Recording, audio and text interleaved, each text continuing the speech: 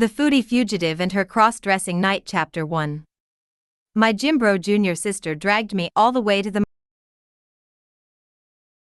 Chapter 4. Sure enough, the moment Elder Richard realized his son had messed with the elite faction's prodigy, his arrogant face instantly lost all color. He no longer had any of the bravado he used against me. The Grand Master humiliated and cursed him out ruthlessly in front of everyone, then forced him to give a pathetic apology to Christian before letting him crawl away in shame. And just like that, the incident seemed to be completely swept under the rug. Ethan never showed his face around my area again, and nobody in the compound dared to gossip about me and Ethan anymore. In fact, everyone started treating me with way more respect. But I was still incredibly annoyed. I shielded my freshly grilled fish, looking in absolute despair at Cynthia, who had come to steal my food yet again. I literally wanted to cry. Ever since she ate that seafood soup, she kept showing up every single day, completely ignoring whether it was raining, storming, or burning hot outside. The second she arrived, she would fight me for food, and I kept losing to her. "Can you please just go back to your own base?" "No."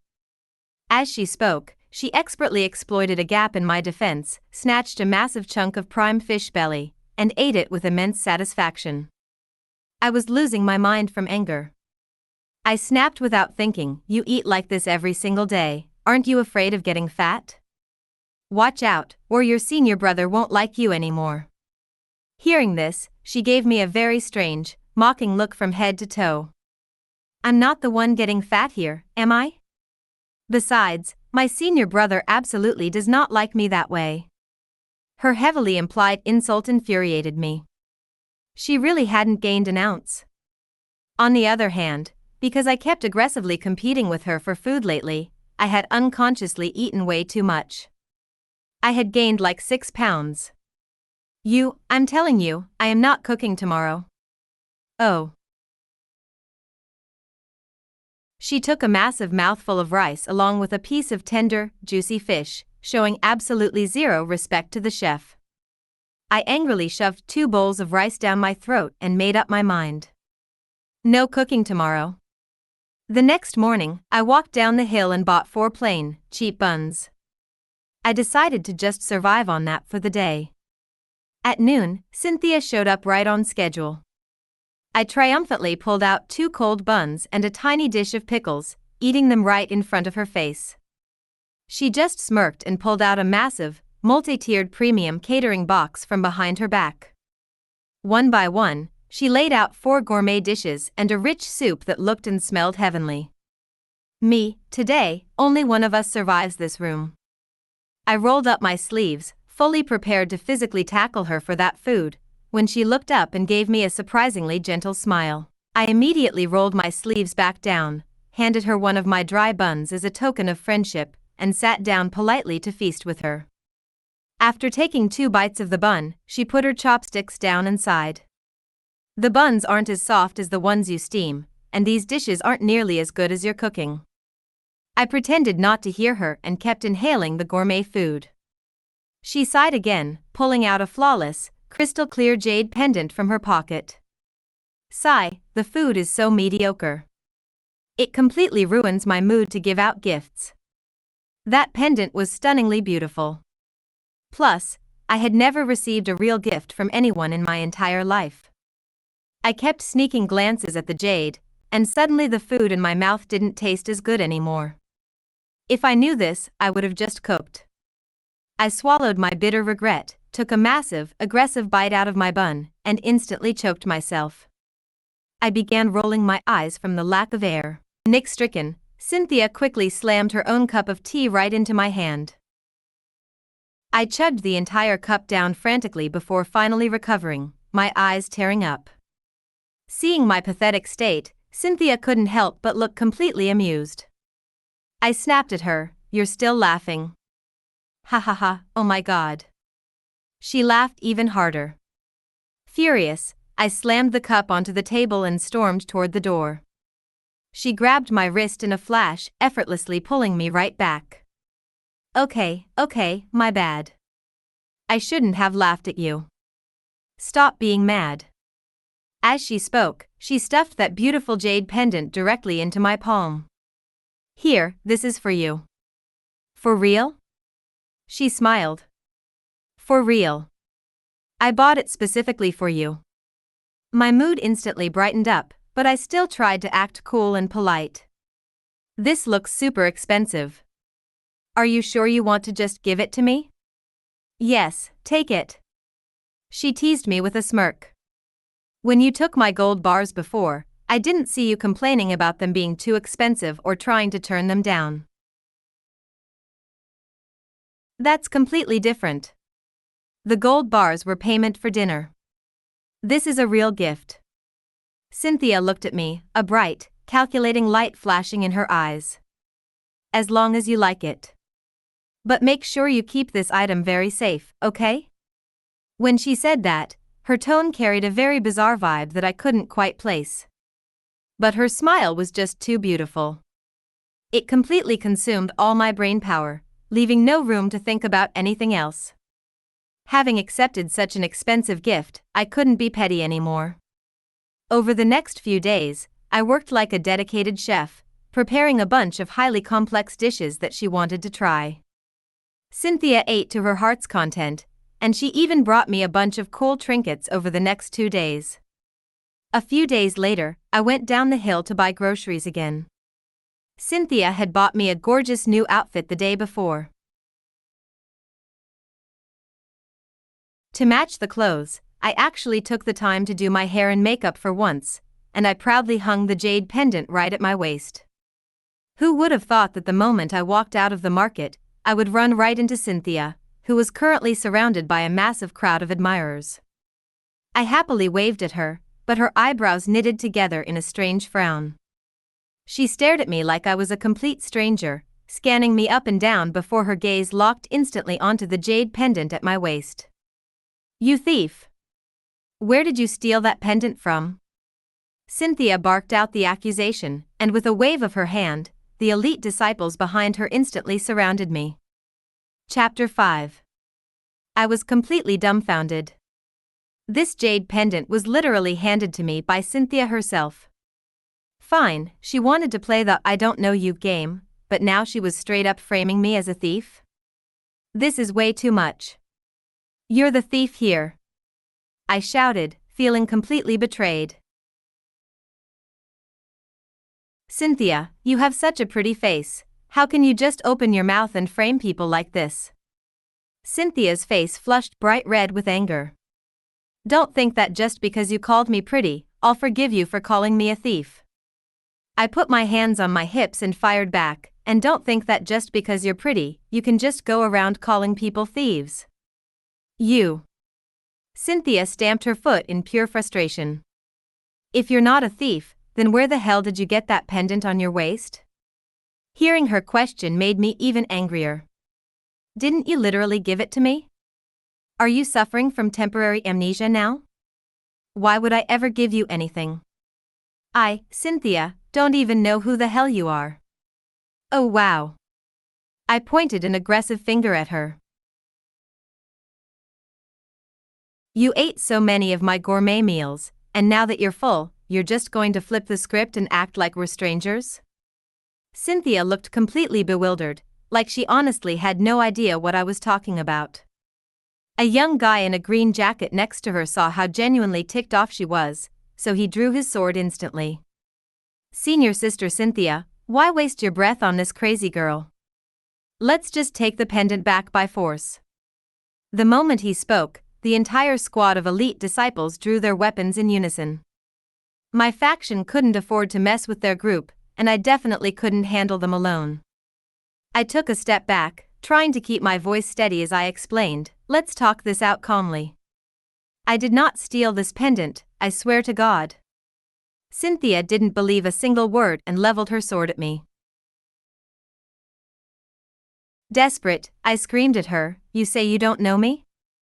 Then who is that woman who looks exactly like you, coming to my place every single day to steal my food? Maybe my panic looked too real. The other disciples who were about to attack hesitated. They stopped and turned to look at Cynthia. "What garbage are you talking about?" Cynthia stepped right up into my face. "Look at me closely. When have I ever gone to your place to eat? I don't even know your name." Once she got right up in front of me, I finally noticed something. This Cynthia was actually a bit shorter than me. But the Cynthia who came to my place every day to steal my food was a good half-head taller than me. Furthermore, this Cynthia actually had a chest. The food thief was completely flat. Me. Oh my god. This Cynthia is actually the real Cynthia. I got played. Realizing this terrifying possibility, I quickly fished the gold bars out of my pocket and took a hard bite out of one. It left a mark. It was real gold. My heart settled down a bit, and I slid the gold back into my pocket. Cynthia and her squad were completely baffled by my bizarre behavior. Cynthia asked, "Why did you suddenly pull out a gold bar?" "Nothing." I looked up at the girl in front of me and asked hesitantly, "Are you really Cynthia from the elite faction?" Cynthia literally laughed from anger. "If I'm not, are you?" She pulled out her official faction identity token to prove it. Clearly, she was the genuine article. Then, who the hell was that person who had been using Cynthia's identity to crash at my place for months just to eat my cooking? Chapter 6. My brain was a total swamp of confusion. If that person was a scammer, they hadn't actually stolen anything from me except food. In fact, they paid me with legitimate, high-grade gold bars. But if they weren't a scammer, why the hell did they fake being Cynthia?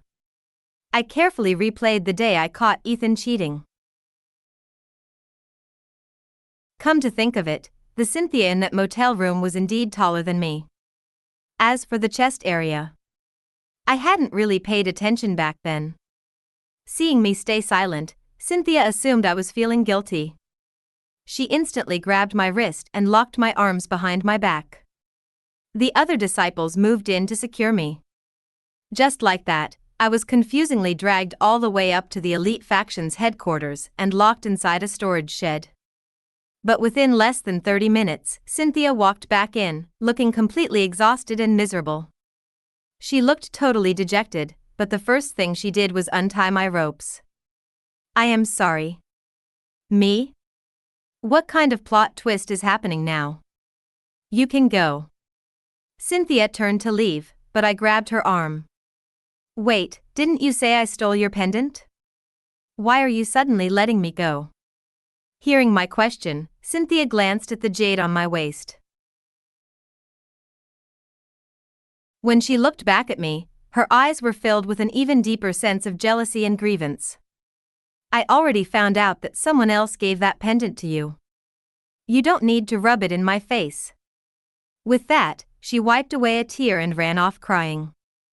I stood there completely lost. Why was she crying? I was the one who got kidnapped, and I hadn't even cried yet. Was she seriously throwing a tantrum just because she tried to confiscate the pendant 30 minutes ago and failed? I couldn't figure it out, so I stopped trying. I stretched my wrists and walked out of the shed. Outside, an elite disciple approached me with a very polite attitude.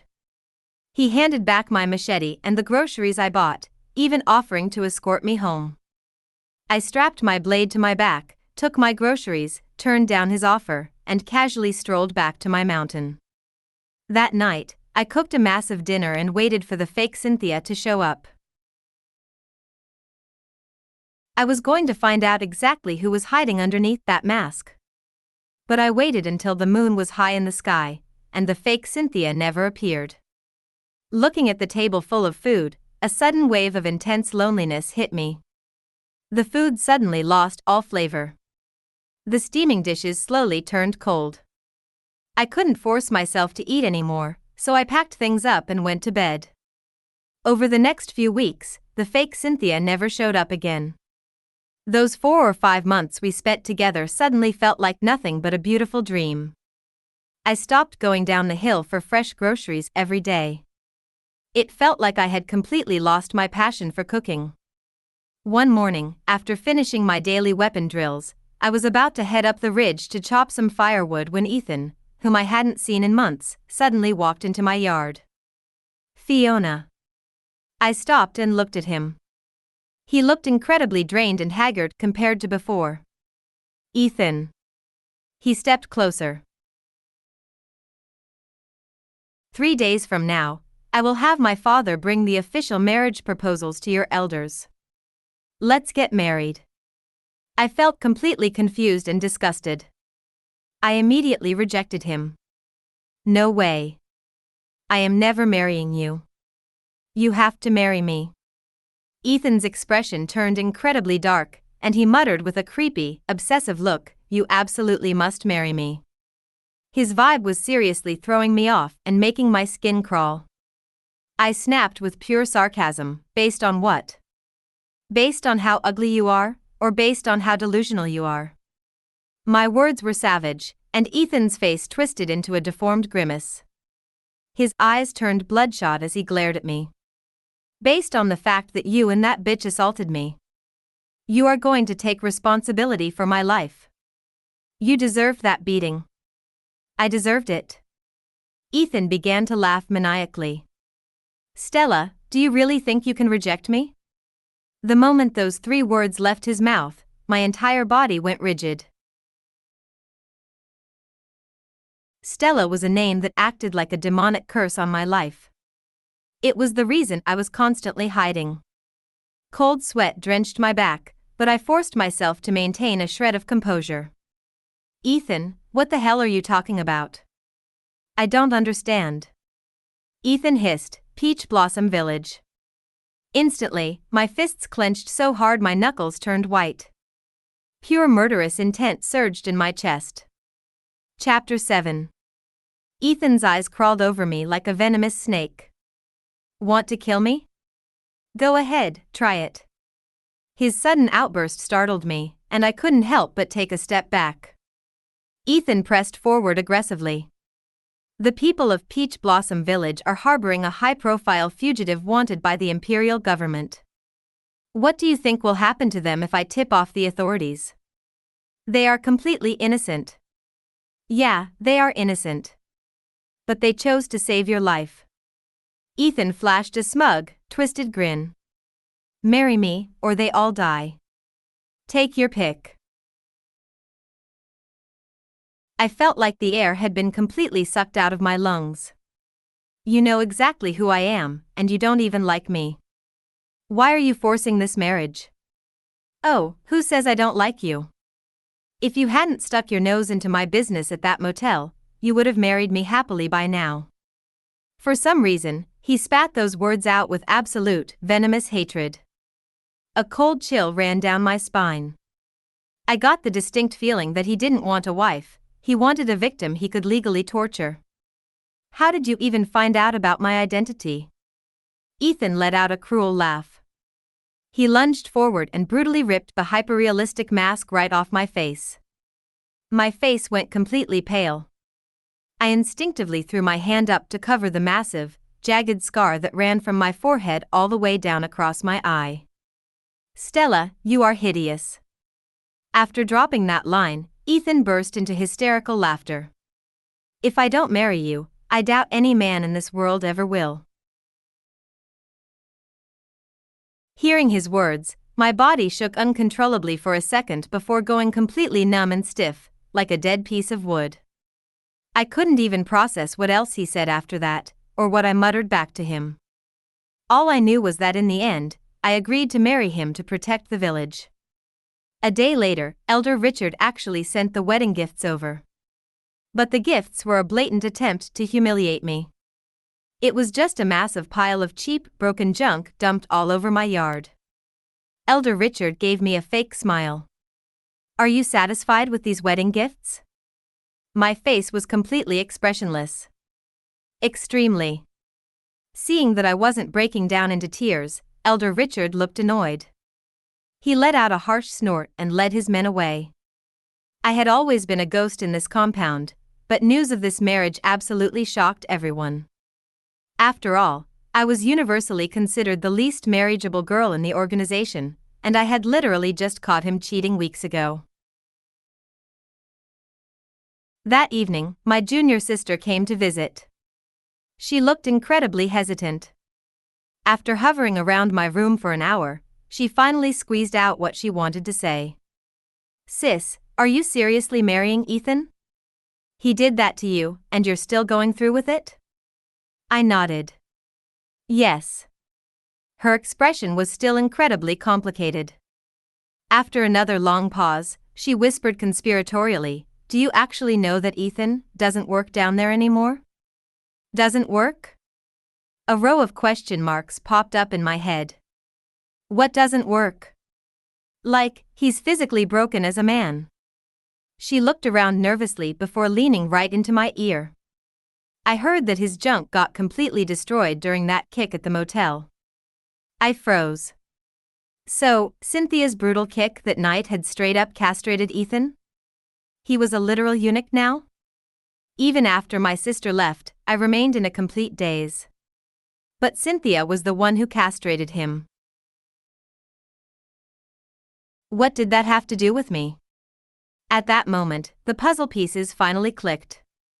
I finally understood why Ethan was acting so psycho and insisted on marrying me. He couldn't be a man anymore, so he wanted to drag me into a fake marriage just so he could abuse me behind closed doors to vent his frustration. Oh well.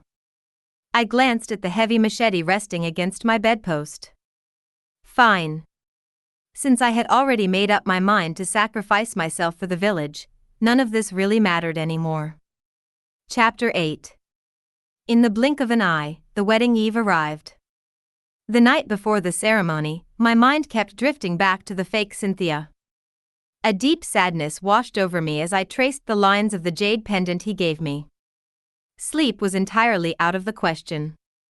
But then I remembered that this fraud was the root cause of my current nightmare, and my sadness flipped into pure irritation.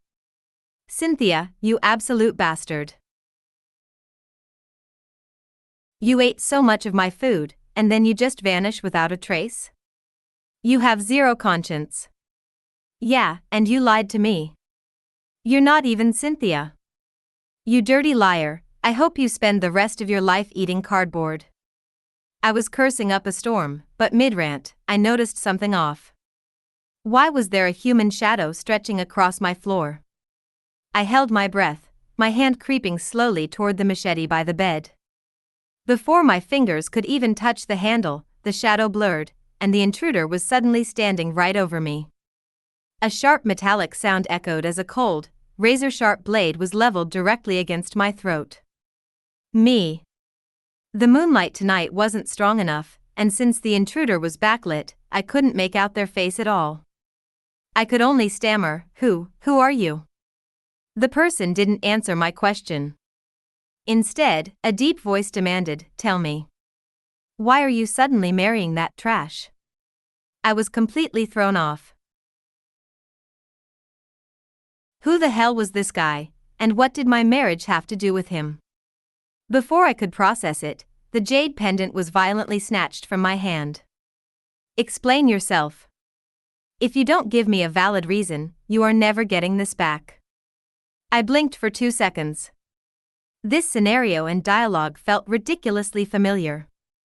The realization hit me like a truck. I snatched the pendant back and growled through my teeth, "Cynthia."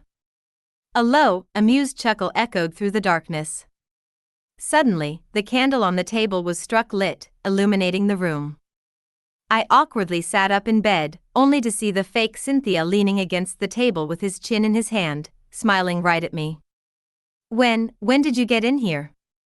His eyes danced with mischief as he mimicked my voice perfectly. "Cynthia, you absolute bastard." The impression was flawless, high-pitched, whiny, and completely mocking.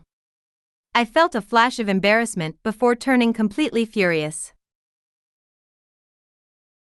"Why the hell are you mocking me?" He looked thoroughly entertained and kept going. "Why the hell are you mocking me?" I was about to explode from rage. "Get out. Get the hell out right now." "No can do. Not until you tell me why you suddenly lost your mind and decided to marry that cheating, useless, pathetic piece of garbage. Wow. Look at that impressive list of insults. Honestly, Ethan definitely deserved that kick. The words "because you literally crushed his balls" almost flew out of my mouth, but I bit them back just in time. While Ethan's desperation to marry me was linked to his injury, the core threat was still my identity. I just wanted to marry him, okay? I mumbled, looking down. Have you completely thought this through? He asked, his tone dropping. Yes. The room abruptly plunged into a suffocating, heavy silence. Have you really thought this through? A long moment passed before he spoke again, his voice tight with suppressed anger. My chest ached for no apparent reason, but I forced myself to nod. Yes. The moment the word left my mouth, he stood up abruptly and stormed out into the night without saying another word. Instantly, tears started stinging the corners of my eyes. But before I could even process the heartbreak, the fake Cynthia charged right back into the room. Give me back the pendant. A wave of intense misery hit me, and I instinctively clutched the jade tight. You said it was a gift for me. Give it back. I gave in. I dropped the pendant into his open palm. He took it, didn't say a single word, turned on his heel, and vanished completely into the darkness. I thought that was the absolute end of our story. But I never expected that on my actual wedding night, he would show up again, this time wielding a lethal sword. Chapter 9. The Wedding Night. I was sitting on the edge of the bed when Ethan walked in and ripped the bridal veil off my head. The moment he saw my bare face and the jagged scar, his expression turned psychotic. He lunged forward and locked his hands around my throat with savage force. Why did you have to show up that night? Why? It's all your fault. You ruined my life. I'm going to kill you. His eyes were completely bloodshot, trapped in a state of pure insanity. His adrenaline made him shockingly strong, but I possessed freakish natural strength. In a literal life-or-death struggle, my survival instinct exploded. I flipped him over, pinned him to the floor, and drew the hidden dagger I had concealed in my dress, driving it straight for his throat. Just as I was about to execute him, a heavy boot slammed into Ethan, sending him flying across the room. It was the fake Cynthia. Seeing an intruder, Ethan opened his mouth to scream for help, but the fake Cynthia dropped a massive, heavy punch right onto his temple, knocking him out cold instantly. Before I could even process the rescue, the fake Cynthia turned around, saw my face, and his expression instantly darkened. He drew his sword and leveled it right at my neck. Where is she? Who?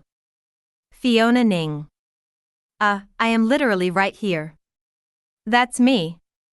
He stared intensely at my face. You're still trying to lie to me. With that, he pressed the blade a fraction closer to my skin. Only then did it click. Because Ethan demanded it, I hadn't put on my usual realistic disguise mask tonight. I am her. I yelled in frustration. You're the real liar here. You've been scamming me this whole time, you're not even Cynthia. His body stiffened slightly. You are really Fiona? I nodded aggressively. You didn't look like this before. I was wearing a mask. Seeing that he was about to interrogate me, I flipped the script to gain the upper hand. What about you? What's your deal? Who the hell are you anyway? This time, his entire posture locked up. I glared at him with sharp, piercing eyes. Why aren't you talking? His eyes darted around for a split second before he forced himself to look calm. My real identity is a classified secret. I can't just tell an outsider. I looked at him suspiciously. Why? Are you a wanted fugitive too? You don't have to curse me like that. He looked at the dagger I was holding behind my back with a thoughtful expression. You seem pretty experienced with assassination. I felt a bit embarrassed and quickly hid the dagger deeper behind my dress. However, His tone shifted playfully. It's not entirely impossible for me to tell you. Hearing this, my eyes lit up instantly. Those 4 or 5 months of feeding him gourmet meals weren't a total waste after all. We actually had some real chemistry. Tell me. I urged, full of anticipation. He tilted his head and smirked at me. But you have to agree to one condition first. Whenever we were on the mountain, his conditions were always about making him good food. Without a single second thought, I nodded. Fine, I promise. And then, he let out that signature, heartbreakingly beautiful smile. Just like that? You're locked in. I nodded, waving my hand grandly like a big boss. Even if you want a literal royal palace banquet, I'll cook it up for you. What if, his voice suddenly turned incredibly deep and serious, I want you to cook for me for the rest of your life. Meeting his intense, unwavering gaze, my heart suddenly skipped a massive beat. What do you mean by that? I mean, I want to marry you. Chapter 10. He wants to marry me? A woman wants to marry me? I stared at her in absolute shock and disbelief. You're a girl. Before I could even finish my sentence, she grabbed my hand and slammed it directly against her chest. I panicked completely, trying desperately to yank my hand back, only to realize that her chest wasn't just flat, it was rock-hard muscle. My brain completely short-circuited. What are you doing? The fake Cynthia looked at me with an expression that said I was the dumbest person alive. How can you be this dense? Wow, another personal attack. Yeah, right, you're the only smart one here. You big genius, you absolute fraud. Before I could finish venting, he reached out and pinched my lips shut. If you're not dense, then what are you? I am a guy, do you get it now? It felt like a bomb exploded in my ears. I stood there totally paralyzed, making muffled noises. MPHF. He seemed thoroughly amused by my idiotic expression. He let out a sharp laugh, gave my lips one final squeeze, and let go. You're a guy? My shock was completely off the charts.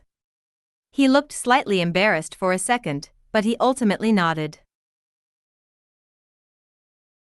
I stood frozen for another long moment before abruptly leaping 6 feet backward.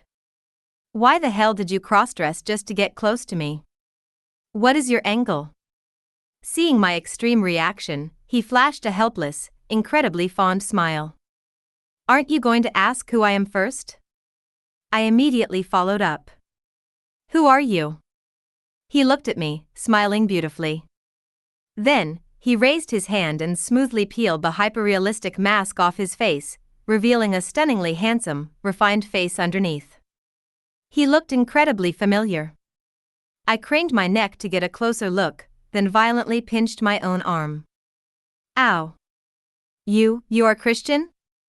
The smile on his face deepened. The one and only.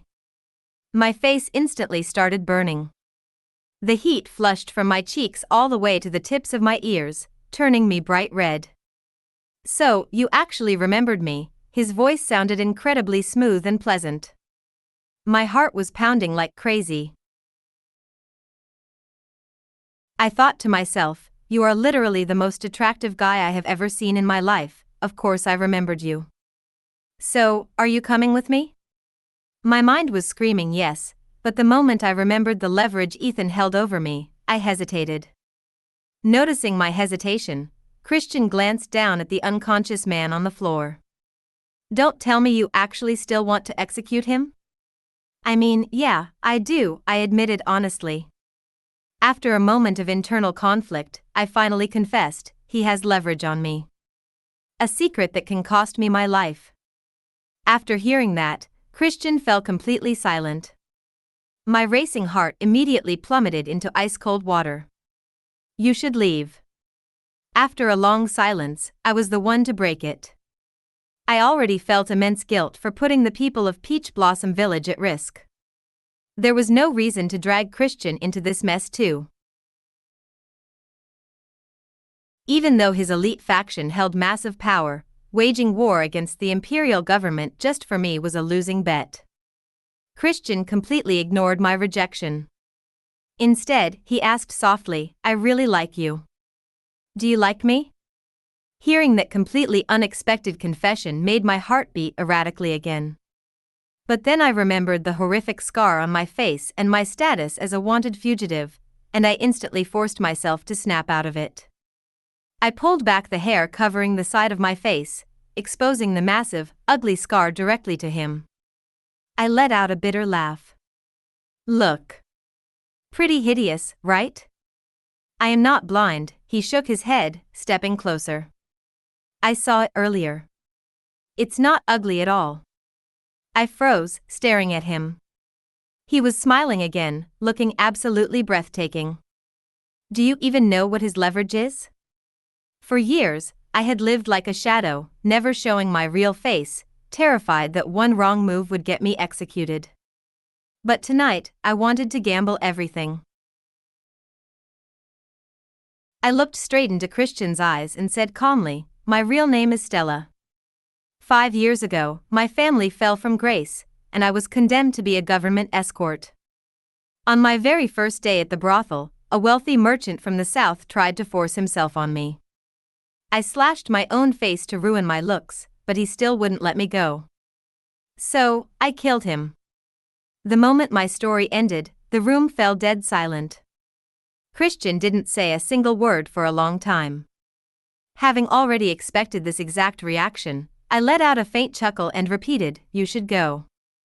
I said it as smoothly as possible, and for a brief second, I actually felt a massive weight lift off my chest. We stood there staring at each other. After a while, I realized he had zero intention of saying anything, but he wasn't moving to leave either. At this point, I was about to have a mental breakdown. If he didn't leave right now, my cool, indifferent facial expression was going to crack.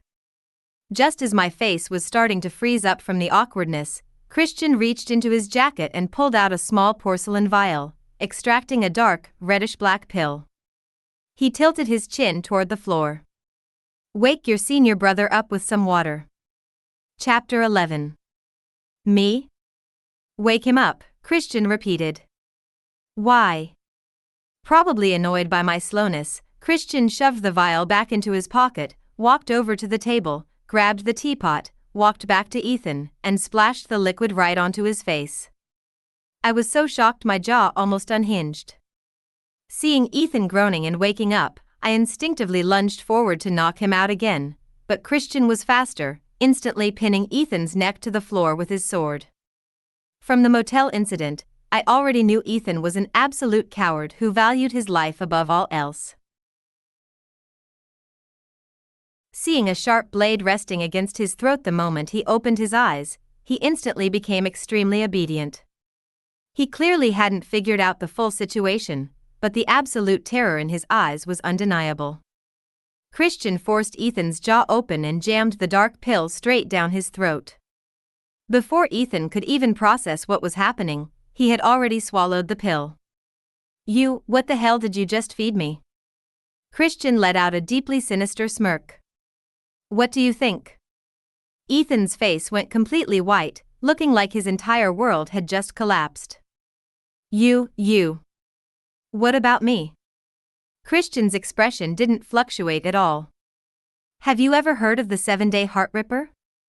The moment Christian dropped the name of that legendary lethal poison, Ethan's entire body started shaking violently. He looked like he was about to pass out from pure fear. "Looks like you've heard of it." Ethan's trembling grew worse. "What do you want?" "What the hell do you want from me?"